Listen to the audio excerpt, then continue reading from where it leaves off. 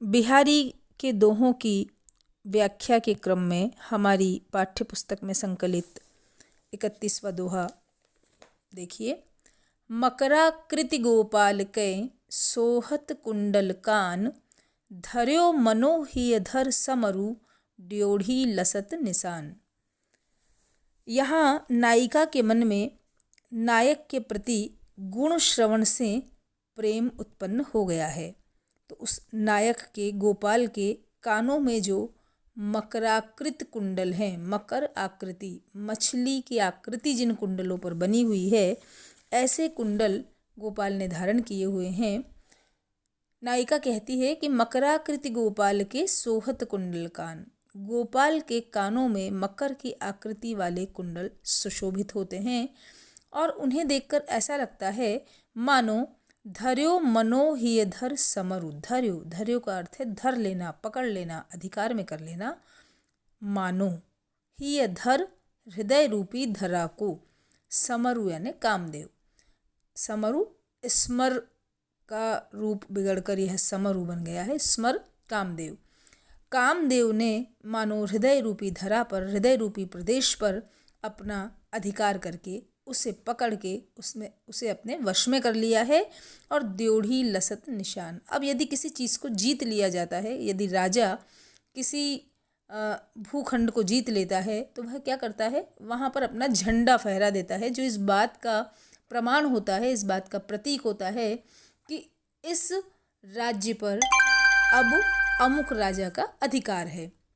तो चूंकि हृदय रूपी धरा पर कामदेव ने अधिकार कर लिया है और प्रमाण स्वरूप ड्योढ़ी, उस हृदय रूपी धरा की जो ड्योढ़ी है वह है हमारे मुखमंडल पर सुशोभित कान। और कानों में लटकते लहराते हुए जो कुंडल हैं वे ऐसे लग रहे हैं, लसत सुशोभित हो रहे हैं।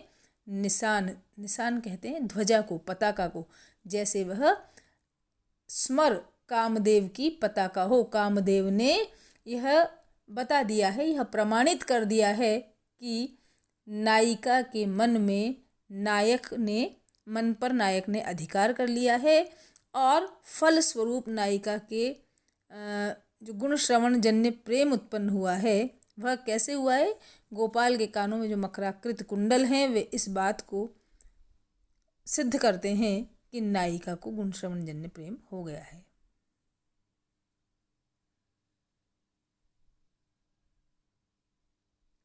दूसरा 32वां दोहा देखिए।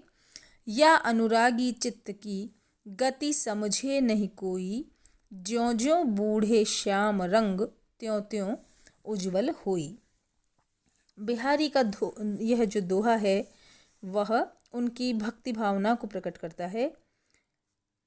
कृष्ण भक्ति में डूबा हुआ कवि बता रहा है कि मनुष्य का मन अनुरागपूर्ण होता है, अनुराग प्रेमपूर्ण। तो मनुष्य के हृदय में जो प्रेम है, प्रेम का रंग लाल माना गया है हमारे यहाँ। या अनुरागी चित्त की गति समझे नहीं कोई। स्पष्ट शब्दों में व्यक्ति के मानस में सूक्ष्म, स्थूल, उदात्त और अनुदात्त सभी प्रकार के भाव आते जाते रहते हैं। इस कारण कवि कहता है कि मनुष्य के अनुरागी हृदय की वास्तविक गति, उसकी वास्तविक स्थिति को समझे नहीं कोई, कोई भी नहीं समझ सकता।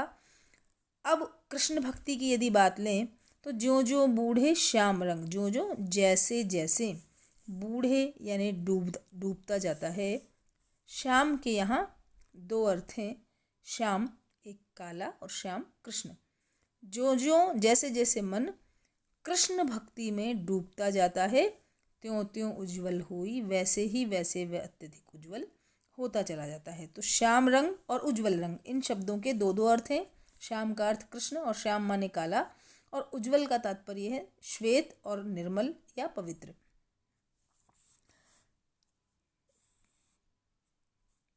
इस दोहे में पहला अर्थ श्री कृष्ण के रंग से संबंधित है, जिसमें प्रेम भी शामिल है, और दूसरा अर्थ काले रंग से जुड़ा हुआ है। कोई भी वस्तु जब काले रंग में डुबो दी जाती है तो वह पूरी तरह से काली हो जाती है, उस पर कोई दूसरा रंग नहीं चढ़ता। सूरदास जी ने भी लिखा है कि सूरदास प्रभुकारी कामरी, चढ़े न दूजो रंग, लेकिन यहाँ जो विलक्षणता हमें दिखाई दे रही है वह विलक्षणता क्या है कि मनुष्य के हृदय की विलक्षणता यह है कि जैसे जैसे वह श्याम रंग में डूबता है वैसे ही वैसे वह और अधिक उज्जवल होता जाता है। कहने का तात्पर्य यह है कि सांवले रंग वाले और मोहक छवि वाले श्री कृष्ण के अनुराग से व्यक्ति विशेष का मन उज्जवल तो होता ही है, पवित्र और सात्विक भी होता चला जाता है। तो यहाँ पर विरोधाभास अलंकार भी है, विषम अलंकार भी कह सकते हैं, और पुनरुक्ति प्रकाश है जो और त्यों त्यों में। चूंकि यहाँ एक विलक्षण अर्थ की परिकल्पना की है, श्याम रंग में डूबने से उज्जवल होना, इसलिए विषमता के कारण विषम अलंकार भी है। अगला देखिए दोहा, लाज गहो बेकाज कत घेरी रहे घर जाही गोरस उचाहत फिरत हो गोरस उचाहत नाही।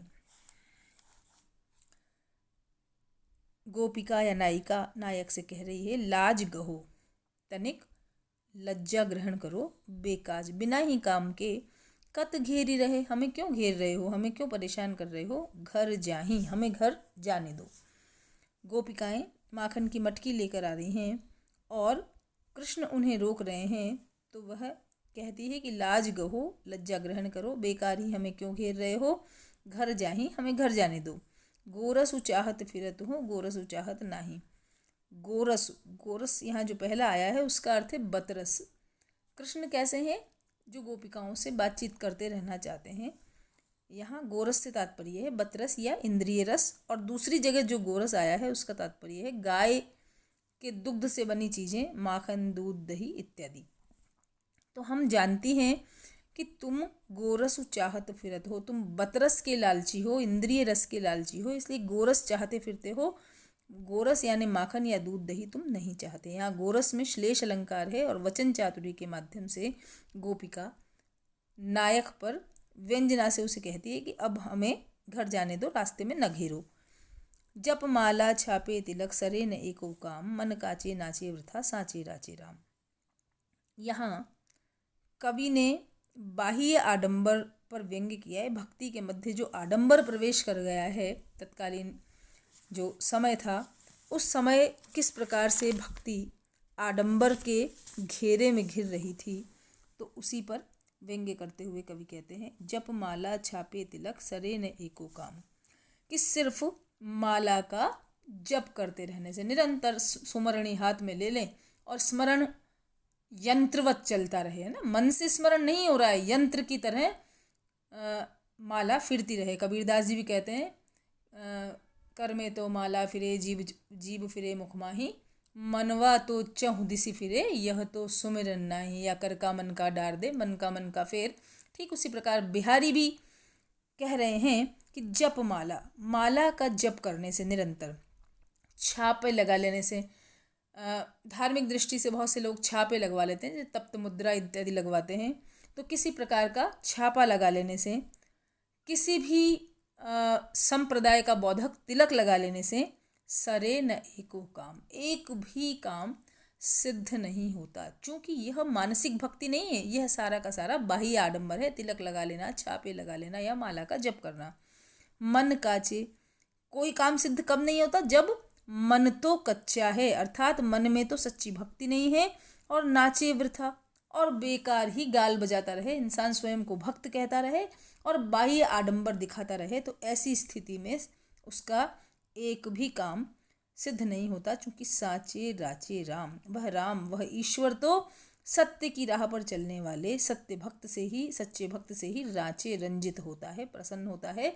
अर्थात ईश्वर बाह्य आडंबर से प्रसन्न नहीं होता, बल्कि वह मन के पक्केपन से प्रसन्न होता है। मन सच्चा हो, भक्ति सच्ची हो, तो ईश्वर प्रसन्न होते हैं। यदि मन कच्चा है और व्यर्थ ही आडंबर करते हैं तो उससे ईश्वर प्रसन्न नहीं होते। तो यह आडंबर पर व्यंग्य किया गया है। घरु घरु डोलत दीन भय जनु जनु जाचतु जाई, दिए लोभ चश्मा चखनु लघु पुनि बड़ो लखाई। घरु घरु, प्रत्येक घर घर डोलता रहता है, गिड़गिड़ाता रहता है। यहाँ जो याचक है उसकी लोभी प्रवृत्ति पर व्यंग्य करते हुए कवि की उक्ति है। लोभी याचक या भिखारी की जो मनोवृत्ति है उसका वर्णन करते हुए कवि कहते हैं कि याचक गरीब बनकर घर घर डोलता है और हर व्यक्ति से याचना करता रहता है। उसकी आंखों पर लोभ का चश्मा चढ़ा होने के कारण दिए लोभ चश्मा चखनु। चखनु कहते हैं चक्षुओं पर, आंखों पर लोभ रूपी चश्मा चढ़ाकर उससे छोटा आदमी भी बहुत बड़ा दिखाई देने लगता है। बड़ा समझकर ही वो किसी से कुछ मांगा जा सकता है, पर जो याचक है वह छोटे और बड़े का भेद समझे बिना, यह सोचे बिना कि किससे याचना की जानी चाहिए और किससे नहीं की जानी चाहिए, वह किसी से भी याचना करता है। उस पर कवि व्यंग्य कर रहे हैं कि जिस प्रकार ऐनक लगाने से छोटी वस्तु भी बड़ी दिखाई देने लगती है, उसी प्रकार लोभ के कारण याचक को छोटा व्यक्ति भी बहुत बड़ा दिखाई देने लगता है, इसलिए वह सबके आगे हाथ पसारता रहता है। इस दोहे में रूपक अलंकार है लोभ चश्मा, लोभ का चश्मा, और डोलत शब्द में बड़ी व्यंजना है, यहाँ वहाँ घूमना, भ्रमित होना। इसकी व्यंजना है मारे मारे फिरना। घर घर तथा जन जन में वीप्सा अलंकार है। कतिपय साहित्यकारों ने यह विचार व्यक्त किया है कि इस दोहे में बिहारी ने अपने समय के कलाकारों पर भी प्रहार किया है।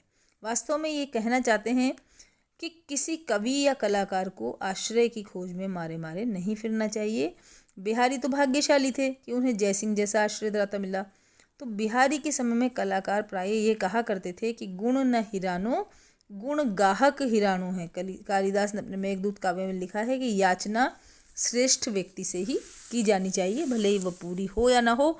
अधम व्यक्ति यदि याचना को पूरा कर भी देता है तब भी उससे याचना नहीं करनी चाहिए। कालिदास कहते हैं कि याचाम मोघा वरम अधिगुणे नाधमे लब्ध कामा, यानी जो निम्न कोटि का व्यक्ति है उससे याचना नहीं करनी चाहिए। तो हमें याचक को किससे याचना करनी चाहिए और कहाँ नहीं करनी चाहिए, इसी बात का यहाँ पर बिहारी बोध कराना चाहते हैं। कविगण के प्रति भी यह व्यंजना है कि उन्हें प्रत्येक व्यक्ति से याचना नहीं करनी चाहिए। और तत्कालीन समय की एक जो परिस्थिति की विशेषता भी थी कि आश्रयदाता की प्रशंसा और उनसे याचना करना यह कविगण का धर्म सा बन गया था।